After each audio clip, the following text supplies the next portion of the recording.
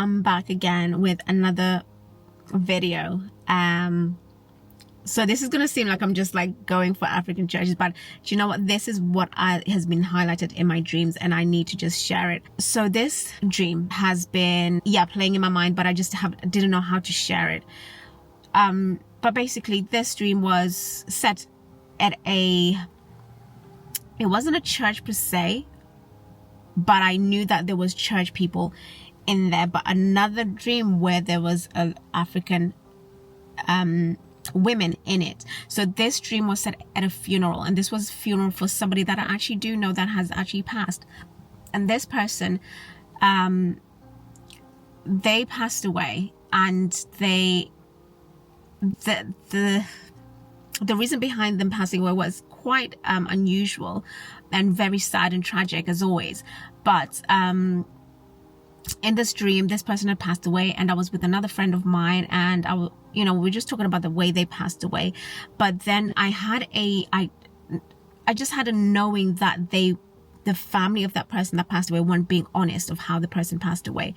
And I had a sort of vision inside of that dream, and I saw that person that passed away. I saw them, they called their friend, and the friend said to them, "I can't talk right now, I'll call you later."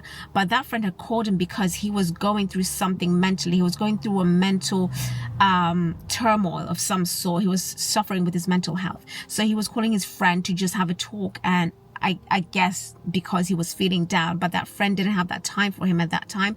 So the friend said, "You know what, I'll call you later." The friend hung up, and then I knew that person went and kind of, I don't want to say on YouTube, but they unalived themselves. So that was in the vision, in the dream. I was having this vision, and I just had a knowing that they had unalived themselves, but the family was saying something else. And in that dream, it was, like how women serve at funerals. A lot of, I want to say Ghanaian, but it was definitely African that were African women, women dressed in the African attire again.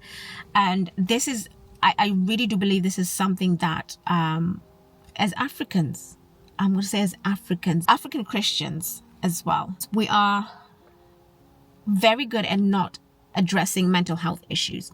And if you're Christian and you're African, you have mental health issues, a lot of times you are looked at like, what is wrong with you? You're crazy. You need to pray it off. You need to be delivered. This needs to be cast out.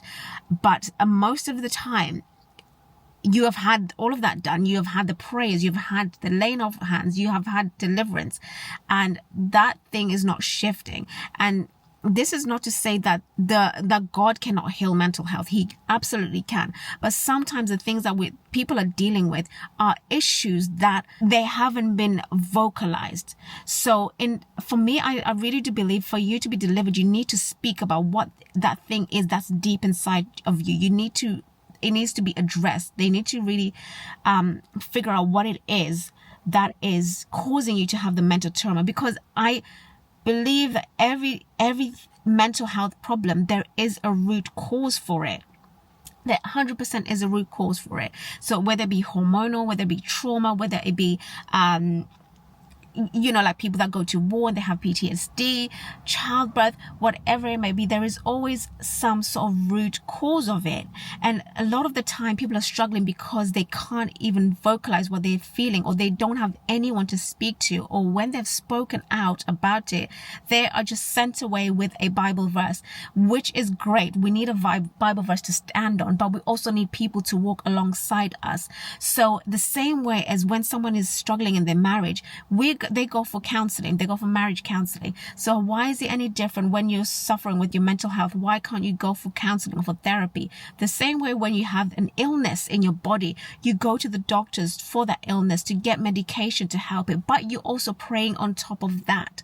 So I believe this is the same thing. And to be honest, I was on the side of I'm just going to pray it off. I'm just going to pray these feelings away, and I'll be fine, and I'll trust in God. And that is a great place to be, because you know that you are trusting in God.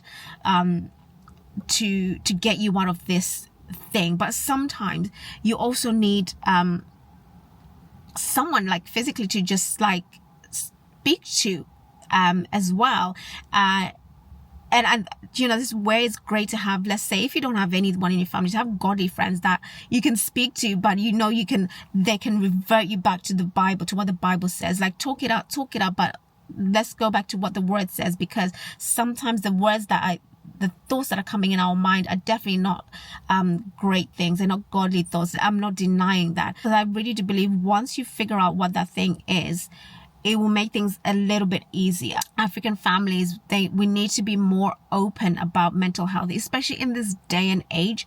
It's such a different world to what it was before. Even for when I was a child, it's very different. We are bombarded with a whole lot of things. The things we see on TV, online, we don't have a choice of whether we see certain things. It's just in our face now. Whereas back in the day with TV, if you needed to, you know, see the news, you have to scroll to a certain channel to see the news. But now you open your app, there's horrible things that are going on. Horrible things are happening to people on a much larger scale. So everyone knows somebody that has gone through something so traumatic, and that is affecting a lot of people's mental health. And yeah, so it's just a different time that we're living in. We are bombarded by so much information where we feel like people are not good enough, they're not worthy enough. People are putting pressure on them, like, oh, you're not married yet, why aren't you married yet, what's wrong with you, you don't have kids yet, why aren't you having kids yet? And then you scroll online, you're seeing loads of people having children, people getting married, and it's all these things getting bombarded, people dealing with trauma from childhood. And then it's like there's a lot of information out there. And 100%, I think definitely go to God first and ask God to guide you to the right person to speak to, because like I said, if you speak to the wrong person, sometimes that can tip you over the edge.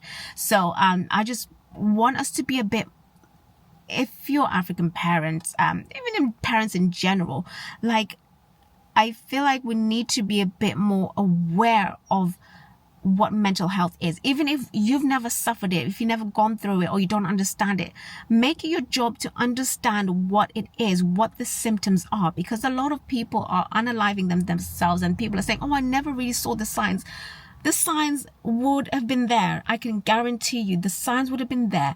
People seclude themselves from social things. People don't want to do things. People are just angry. People are doing those things. Those are some of the signs. People are just not themselves. The signs were there. If we educate ourselves on mental health, then you know the signs, and then you can speak to that person accordingly. And instead of saying constantly like, oh, I never saw the signs, oh, I didn't even really think that it was that bad, I thought they were attention seeking. And if someone is seeking attention, I see that a lot where people say, oh, they're just seeking attention, when let's say someone is sort of self-harming.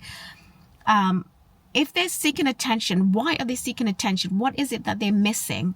There is a reason for someone doing that. And it's not that they're doing it because they want to. And a lot of time, people that do analyze themselves, I do believe they don't want to actually do that. They feel like there's no other hope, or they feel very alone in that place that they're in. And then they think that's the last resort, because I don't want to feel like this anymore. So I really do believe that in churches, pastors, preachers, parents, moms and dads, let's educate ourselves on what mental health looks like, and what it can look like for different people, different individuals, in your workplace, wherever you're going, in the street. A lot of these things I really do believe can be prevented by just listening. Sometimes if you don't understand it, just say, I'm really sorry, I actually don't understand this, but I'm here for you. If you want to talk, if you want to get something off your chest, I'm here for you. And sometimes that's all that's needed. So it's just having patience and tolerance, because sometimes when you haven't gone through something yourself, and the things that someone is feeling down about or anxious about may seem very tiny to you, but to them it's so real. It's very real. I'm just saying, like, as someone that has gone through it, I know it, and I know what can make someone just go over the edge, you know. And I'm just saying, like, some people that suffer with mental health problems may not be strong spiritually, so they may not know that, oh, something is off, I need to pray, I need to reach out to somebody, I need to fast and pray. Some people may not have that. I'm just encouraging you to be that voice, be that shoulder for somebody. If someone's confiding you in something, don't just brush it off and think, oh, here we go again, because you might be that last person that they speak to. They might be reaching out to you as the last resort. And then, yeah, I'm just saying. So I really do. And you know what, when you think about it, it's like, that is someone's soul. If they do end up doing that to themselves, that's their soul. That's, yeah. And they're not, that's it. That's the final thing. So I just want us to be a bit more aware of these things. But I'm just saying, like, especially the families of people that have mental health, those are your responsibility. And the congregation, the people that are in your congregation, they are your responsibility as figures in the church, like pastors, preachers, bishops, and all those kind of people. Those are your responsibilities in the church. So it's just something that I wanted to put my 2 cents in on that dream that I had. And there's nothing to be ashamed about. If your child suffers with mental health, there's nothing to be ashamed about that. My child is suffering with mental health. My this and that is suffering with mental health. Can you help me pray for them? Like, you know, we can lift them up in prayer.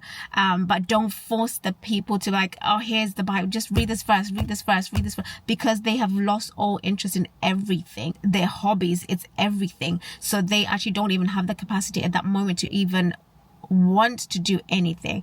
But be prayerful behind the scenes, but with them, just hold their hand, tell them you're there and they're loved and that they need to be here. I just wanted to say that. Sorry, if I was talking a bit fast, sorry. I'm just very, this is some of the things, like, when you know I'm passionate about something, I think I kind of start talking quite fast, but I am really passionate about it because we're just seeing a rise in people taking their lives, and it's very, very sad. It's so sad that these things are happening in this day and age where there is so much help. It just really makes me really sad. So I just hope that you guys hear my heart and hear God's heart, and for us to just be there for each other, because we don't want to say, oh, I wish I had, when things are too late. And yeah, keep praying for those that you know are suffering mentally. But yeah, take care.